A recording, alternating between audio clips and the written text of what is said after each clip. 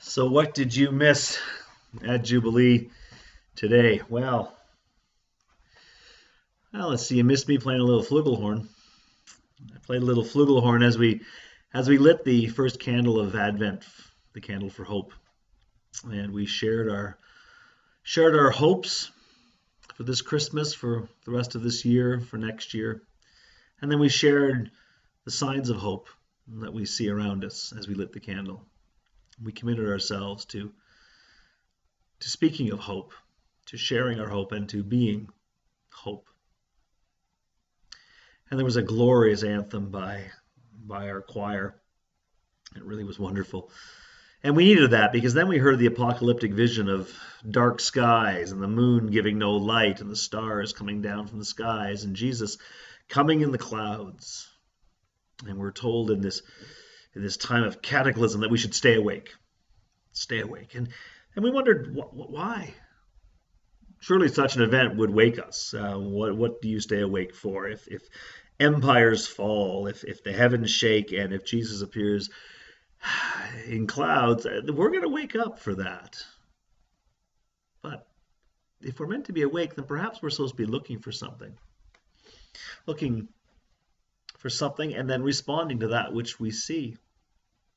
And I suggested to us all that perhaps we're not so much talking about Jesus arriving in clouds as much as we're talking about the kingdom of God.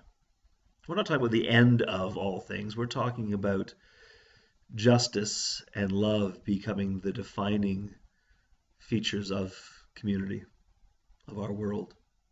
And it's coming. And it's, in fact, inevitable. The kingdom is not an option. If it has to come on clouds, then it's going to come on clouds. But it's going to come. And knowing that the kingdom is not an option, then why not be part of it now? And in fact, as Christians, we have said that we are prepared to be for the kingdom. And that makes more sense to us as we recognize that Jesus teaches us parables and gives us lessons that are grounded in the real world, the world we experience. And cloud Jesus doesn't seem like the world that we experience. But the kingdom at hand, needing to keep our eyes open to see signs so that we can respond and be part of the kingdom. And as we talk about that, we can also make Christmas part of that time where we share the kingdom. That time, that moment when our communities are defined by the values that Jesus teaches us, by the teachings that Jesus lovingly shares. When justice and love are what we do.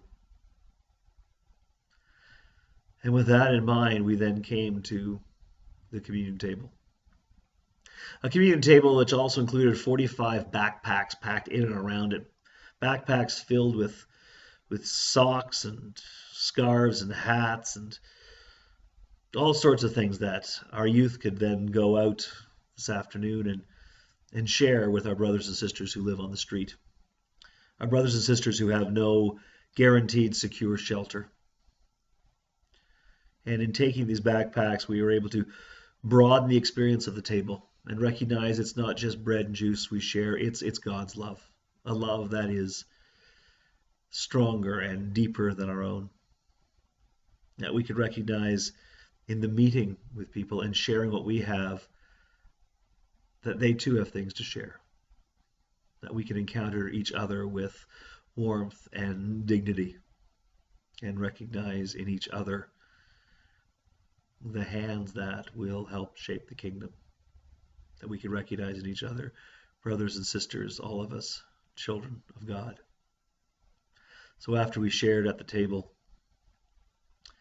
everything at that table was then carried out by our young people and shared with the broader community, shared with our brothers and sisters, and in that way our table has expanded. So that's what you missed at Jubilee this first Sunday of Advent, and I really hope that we get to see you for the second Sunday of Advent. God bless.